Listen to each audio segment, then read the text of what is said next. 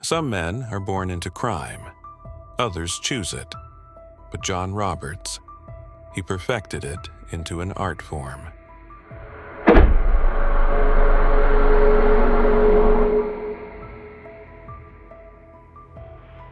Brooklyn, New York, 1948. Jonathan Riccobono entered a world that never promised him safety, only survival. His father wasn't a businessman. He was a soldier in the Gambino crime family. A man who spoke in whispers and threats, who taught his son that respect came from fear and loyalty was bought with blood. The Riccobono household wasn't a home. It was a training ground. Young John didn't play baseball in the streets like other kids. He watched. He listened. He learned the language of violence before he learned kindness, the code of the streets before he understood the law. His father's world was one of late-night meetings, envelopes stuffed with cash, and men who vanished without explanation. John absorbed it all. By the time he was a teenager, he wasn't asking questions anymore. He was answering them with his fists. School meant nothing. The future meant nothing. There was only the neighborhood, the family, and the unspoken rules that governed both. If you were weak, you disappeared. If you were smart, you survived. And Jon Roberts was both smart and ruthless. But Brooklyn was small, suffocating. The mob families had their territories carved out, their hierarchies set in stone. John saw the ceiling above him, made men who would never let him rise, bosses who controlled every dollar, every deal. He wasn't content to be a foot soldier forever. He wanted more. He wanted power without permission, wealth without waiting. So he started looking beyond the brick buildings and narrow streets of New York. He started looking south, where the rules were different, where fortunes were being made overnight, and where a man with ambition and no conscience could become a king. By the early 1970s, Jon Roberts had moved to Miami, and Miami was perfect. It was a city in transition, caught between the fading glamour of retirees and the rising chaos of the drug trade. Cubans, Colombians, Americans, everyone was flooding in, everyone was dealing, and no one was in control. It was the Wild West with palm trees and speedboats. And Jon Roberts saw opportunity everywhere. He didn't arrive as a nobody. His Brooklyn connections opened doors. His reputation preceded him. But Miami required a different skill set. This wasn't about shaking down shop owners or running numbers.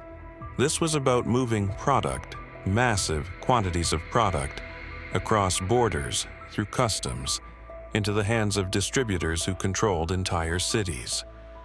John adapted quickly. He learned the language of smuggling, the art of corruption, the science of moving powder without getting caught. At first, it was pot. Bales of it, shipped up from Jamaica and Colombia, offloaded onto boats in the dead of night, driven to warehouses, and sold to dealers across Florida. The money was good, but John saw something bigger coming. Powder was the future. It was smaller, more profitable, more addictive. And the Colombians had tons of it. They just needed someone who could move it into the United States without losing it to the DEA, the Coast Guard, or rival gangs. They needed someone fearless, someone connected, someone who understood both the American underworld and the logistics of large-scale smuggling. They needed Jon Roberts. In the mid-1970s, Jon Roberts was introduced to the Medellín Cartel, and his life changed forever. Pablo Escobar, Carlos Lader, the Ochoa brothers, these weren't street dealers. They were empire builders, men who controlled entire regions of Colombia, who had governments in their pockets and armies at their disposal. And they were producing powder faster than they could move it. They had the supply. They needed the distribution. And Jon Roberts became their American bridge. The arrangement was simple, but deadly efficient. The Colombians would fly the powder into remote airstrips in the Bahamas or drop it from planes into the ocean, where speedboats waited. John's network would pick it up, transport it to Miami, and distribute it across the United States. Millions of dollars changed hands every week. And John took his cut, 20%, sometimes more. He wasn't just a smuggler anymore, he was a partner. He was Medellín's golden boy, the American they trusted with their most valuable product. But trust in that world was a fragile thing, maintained through fear and results. John delivered every time. His operations ran like a machine. Pilots who asked too many questions disappeared. Competitors who tried to muscle in were eliminated. Informants were dealt with before they could talk. Jon Roberts didn't just move powder.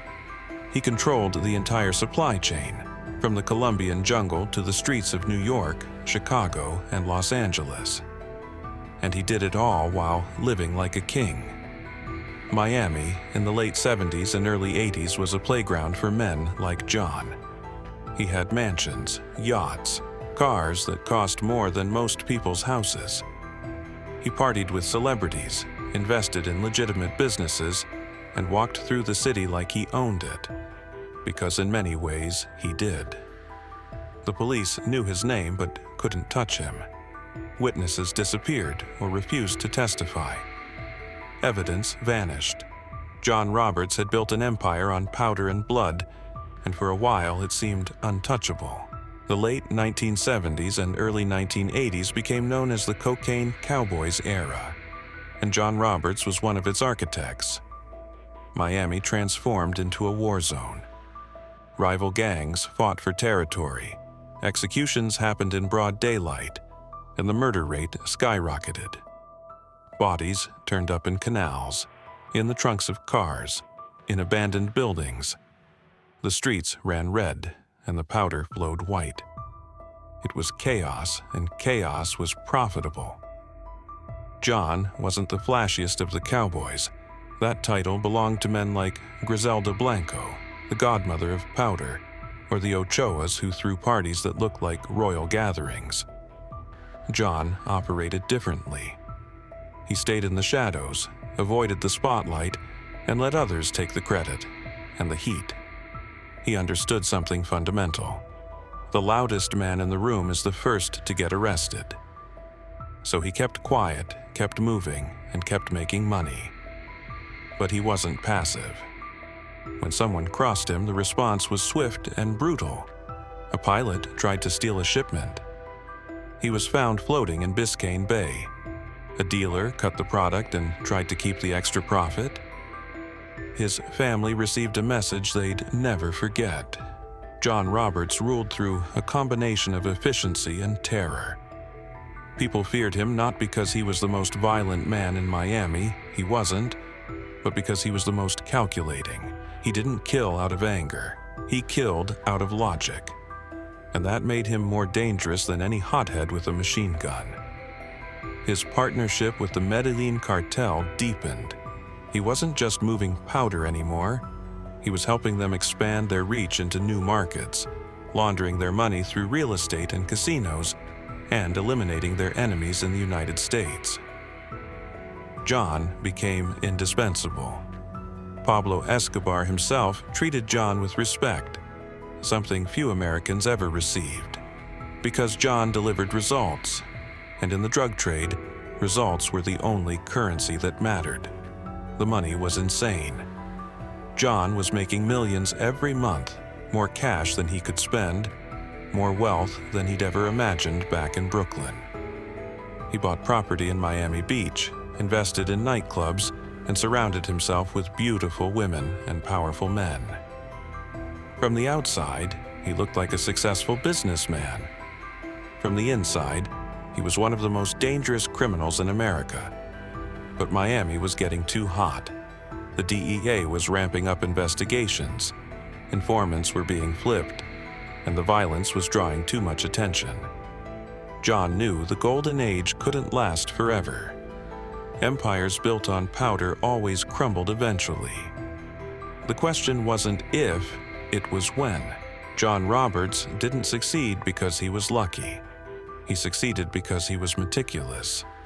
While other smugglers got caught because of sloppiness or greed, Jon built a system that was nearly untouchable. He compartmentalized everything. Pilots didn't know the buyers. Buyers didn't know the source. Drivers didn't know the destination. Everyone had one job, one piece of the puzzle, and if they were arrested, they couldn't betray the whole operation because they didn't understand it. He used legitimate businesses as fronts. A yacht charter company that also smuggled tons of powder. A construction firm that laundered millions. A chain of car washes that cleaned dirty money until it looked legal. Jon understood that the key to surviving in the drug trade wasn't just moving the product, it was hiding the profits. And he became an expert at it. His relationship with law enforcement was equally calculated. He never bribed cops directly. That was too obvious, too traceable. Instead, he paid intermediaries, lawyers who knew judges, accountants who knew which officials could be bought. He created layers of insulation between himself and the streets. And when arrests did happen, because they always did, Jon made sure they happened to people who couldn't talk or wouldn't. But the most dangerous part of Jon's operation wasn't the smuggling or the money laundering. It was the violence. Jon didn't enjoy killing. He wasn't a sadist, but he understood that in his world, violence was a tool, and sometimes the only tool that worked. A rival trying to undercut his prices? Gone. A partner getting greedy? Eliminated. A witness planning to testify? Silenced. Jon didn't lose sleep over these decisions. To him, it was business. Cold, brutal, necessary business. And the Colombians loved him for it. Where other American smugglers panicked under pressure or made mistakes when things got complicated, Jon stayed calm. He solved problems. When a shipment was intercepted, he had backups ready. When a distributor got arrested, he had replacements lined up. The Medellín Cartel could count on Jon Roberts, and in a world where betrayal was common and loyalty was rare, that made him invaluable. By the mid-1980s, the golden age was ending. The DEA wasn't just making random arrests anymore. They were building cases, flipping informants, following the money. The violence in Miami had become a national scandal. Politicians were demanding action. Federal prosecutors were getting aggressive. And Jon Roberts, despite all his precautions, was starting to feel the pressure. The Medellín Cartel was also changing. Pablo Escobar was becoming more paranoid, more violent, more reckless. He was bombing planes, assassinating politicians, declaring war on the Colombian government. The heat he was generating in Colombia was spilling over into the United States. American law enforcement wasn't just targeting smugglers anymore. They were targeting the entire organization, from top to bottom, and anyone connected to Medellín was in danger. Jon started to see the signs. Associates were disappearing, not because rivals killed them, but because the feds arrested them. Shipments were getting intercepted more frequently. Informants were everywhere. The machine Jon had built so carefully was breaking down piece by piece, and he knew that eventually the feds would come for him. In 1986, the inevitable happened. Jon Roberts was indicted on federal drug trafficking charges. The evidence against him was overwhelming. Wiretaps, financial records, testimony from former associates who'd flipped to save themselves. The walls were closing in, and Jon had a choice: run or fight. Some men in his position fled to Colombia or disappeared into Central America, but Jon wasn't built that way. He'd been in tight spots before. He'd beaten charges before. He believed he could do it again. He was wrong. The trial was a spectacle. Federal prosecutors laid out Jon's entire operation in excruciating detail. They showed how he'd smuggled tons of powder into the United States, how he'd laundered hundreds of millions of dollars, how he'd ordered hits on rivals and witnesses.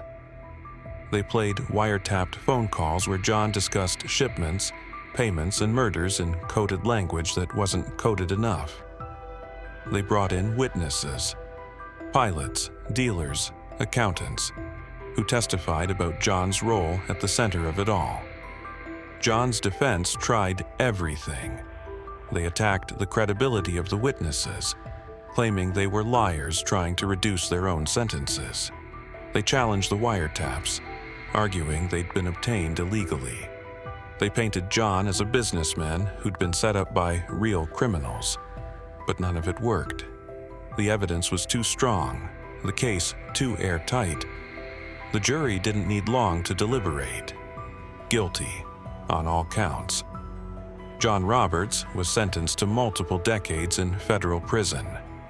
The man who'd once lived in mansions and partied with celebrities was now inmate number 12,345, locked in a cell, stripped of his power, his wealth, his freedom. The empire he'd built over 15 years collapsed in a matter of months. His assets were seized, his businesses shut down, his associates scattered or imprisoned. Everything he'd worked for, everything he'd risked, was gone. But John didn't break. Prison was just another environment to navigate, another system to understand. He kept his head down, stayed out of gang politics, and started writing. Because Jon Roberts understood something important. His story wasn't over. It was just entering a new chapter. Years into his sentence, Jon Roberts did something unexpected. He started talking, not to the feds, he never became an informant, but to journalists, documentarians, anyone who wanted to hear the real story of the cocaine Cowboys era. In 2005, he co-authored a memoir, American Desperado, a brutally honest account of his life in the drug trade. He didn't sugarcoat anything. He didn't apologize. He simply told the truth about what he'd done, how he'd done it, and why. The book became a sensation. People were fascinated by John's story, not because he was a hero, but because he was real. He didn't pretend to be a Robin Hood figure who stole from the rich and gave to the poor. He admitted he was a criminal who'd made millions moving powder and didn't care who got hurt in the process. That honesty, as dark as it was, resonated with readers who were tired of sanitized crime stories. John also appeared in the documentary Cocaine Cowboys, which explored Miami's drug wars in the 1970s and 80s. His interviews were chilling. He spoke calmly about murders, smuggling operations, and the Medellín Cartel as if he were discussing business strategies, which to him they were. He showed no remorse, no regret, just cold analytical reflection on a life spent building an empire on powder and blood. Some people called him a monster, others called him a legend. John didn't care either way. He was simply telling his story before he died, preserving his place in history. Because whatever else Jon Roberts was, he was undeniably significant.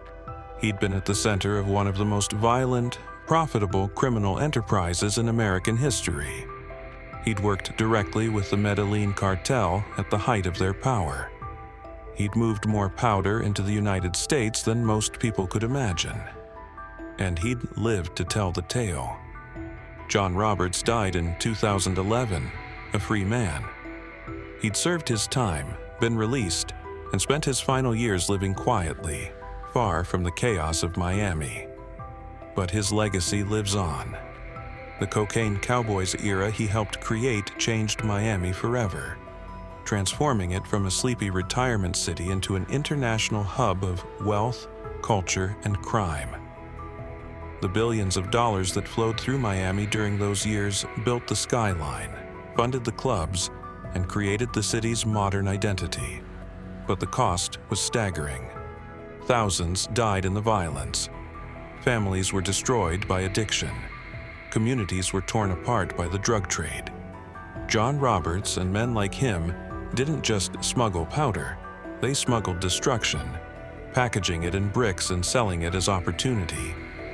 the American dream twisted into the American nightmare, where anyone could get rich if they were willing to destroy lives to do it. Jon's story also exposed the failures of the war on drugs. Despite billions spent on law enforcement, despite thousands of arrests, the powder kept flowing. Because the demand never stopped. As long as Americans wanted to get high, someone would supply them. Jon Roberts proved that he wasn't special. He wasn't a genius. He was just a man willing to do what others wouldn't, to cross lines others feared to approach. And the system couldn't stop him. Not until it was too late. Not until the damage was done. Today, the Medellín Cartel is gone, destroyed by Colombian and American law enforcement. Pablo Escobar is dead, killed on a rooftop in 1993. The Ochoa brothers are in prison or retired. The era of the cocaine cowboys is over, replaced by new cartels, new smugglers, new methods. But the blueprint Jon Roberts helped create, the use of violence, corruption, and logistical precision to move drugs across borders, is still being followed. The faces change, the names change, but the game remains the same. Jon Roberts didn't invent the drug trade, but he perfected a piece of it, turned smuggling into an art form, and showed a generation of criminals how to build an empire on powder. His story isn't a cautionary tale because he got caught. It's a cautionary tale because for 15 years, he didn't. For 15 years, he lived like a king, made millions, and operated with near impunity. That's the real danger. Not that crime doesn't pay, but that sometimes, for some people, it pays extraordinarily well. Jon Roberts is gone, but his voice remains. American Desperado still sits on bookshelves, a testament to a man who refused to be forgotten. The Cocaine Cowboys documentary still plays, introducing new audiences to the chaos of 1980s Miami. And somewhere in the shadows, young criminals are reading his story, learning his methods, and thinking they can do it better. That's Jon Roberts' final legacy. Not the powder he moved or the money he made, but the idea he represented, that America's underworld is always open for business, that fortunes can be made by those willing to break the rules, and that even when you fall, your story can outlive you. Jon Roberts didn't escape the system. He didn't beat it, but he survived it long enough to tell his truth, and in the end, that's all any outlaw can hope for. Some men die in prison, forgotten and broken. Others die free, their stories told and retold. Jon Roberts chose his ending. He became legend by refusing to apologize, by owning every crime, every choice, every consequence. He wasn't a hero, he was something more dangerous. He was honest.